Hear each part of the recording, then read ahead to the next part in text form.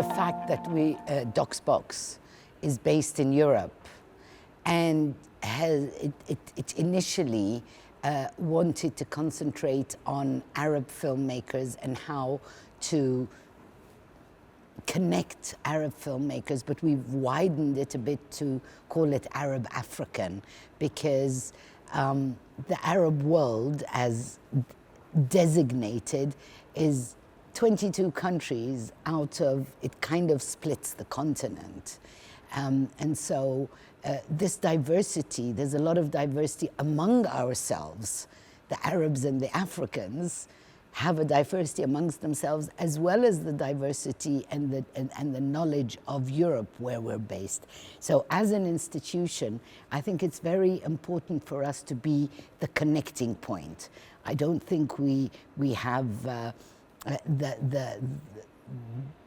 even the desire to say that we are going to be the people who do the diversity, but I think creating the space to make these interconnections and these conversations between different cultures is a huge step towards at least our definition of diversity. And for us, diversity is really about being able to speak to each other on eye level and speaking to each other, not speaking at each other.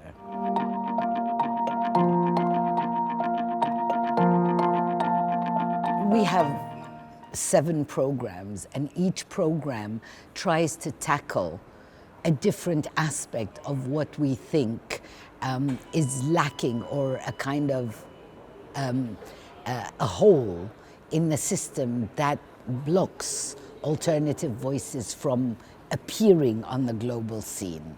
So we have a program on archive, which is about how do we translate our own archive that are sitting in colonial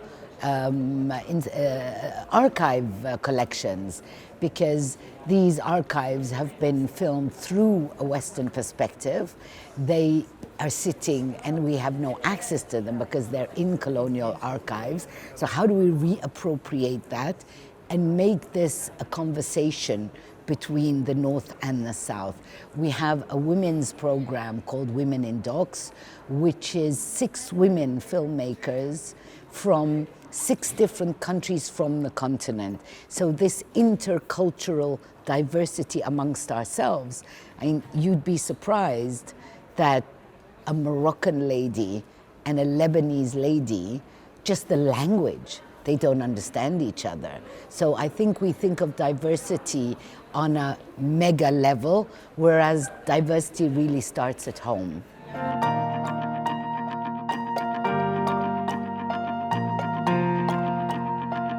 As a filmmaker, the lack of diversity lives with me day and night. It's on every single level. But I guess as an old filmmaker, I've learned quite a few of the tricks of the trade, starting with how to package a film. Because it's one thing, I always make this distinction between commissioning editors listening to you and hearing you. It's a huge difference, because the film I want to make, a commissioning editor can sit and listen to me, but they can only hear me when they recognize something they think is important.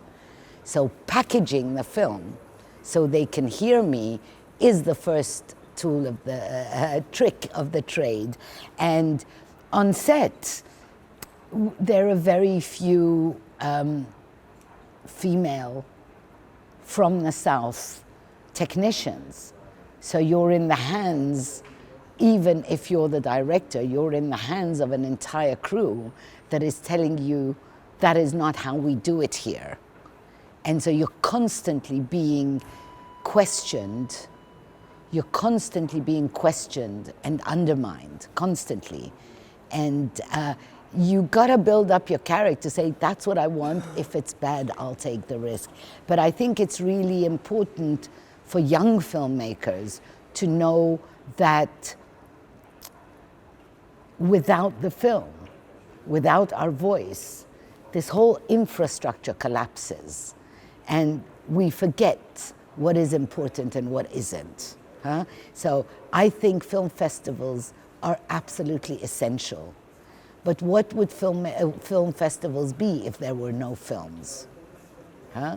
And as an African myself, the number of African film festivals around is absolutely massive. Every country has tens of them. But the issue is that the stream of filmmaking somehow takes the African filmmaker for granted and, and becomes almost the least important voice in the whole system. And that is what I think needs to change. And as a filmmaker myself, yes, I've had moments. I've had this one particular incident where a commissioning editor comes into my cutting room and says, that is what you're gonna do. And I'm like, actually my first response was, can you remind me what your job description is? And I was like, what? And like, you're not supposed to intervene in my content. That's not your job. And of course, the ultimate is like, we gave you the money, that's what you're gonna do. It only happened once, luckily, out of my like 18 films. And ultimately, I had to make that very difficult choice, which I hope no filmmaker has to do it. Do I give them their money back and do the film I want?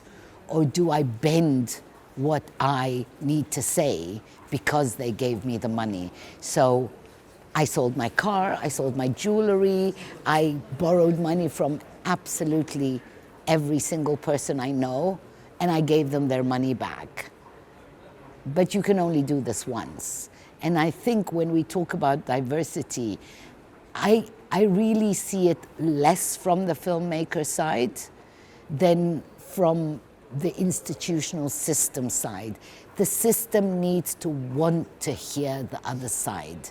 The system needs to know that just hearing what they think should be heard is not diversity.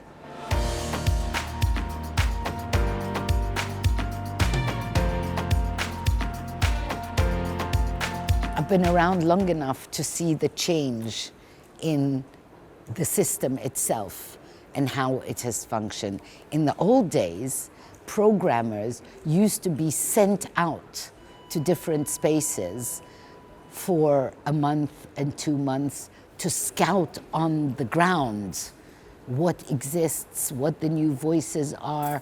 They would meet local producers. They would understand the terrain and choose the films that they believe and their intuition believes represents that space they visited. Now, what has happened over the past 10, 15 years, again because of the lack of money, is that film programmers are sent to festivals.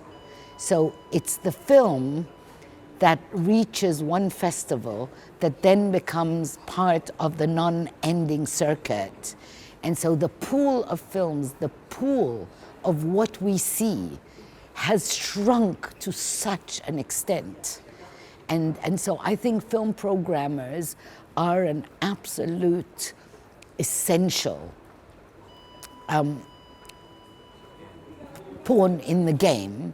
I think film programmers are an essential piece of the puzzle because they are the people who can go out and see what's available rather than make the film circuit a closed bubble. And I think the beginning of diversity is opening that bubble to names and spaces that are really authentic, not for the programmers, but for the spaces they come from.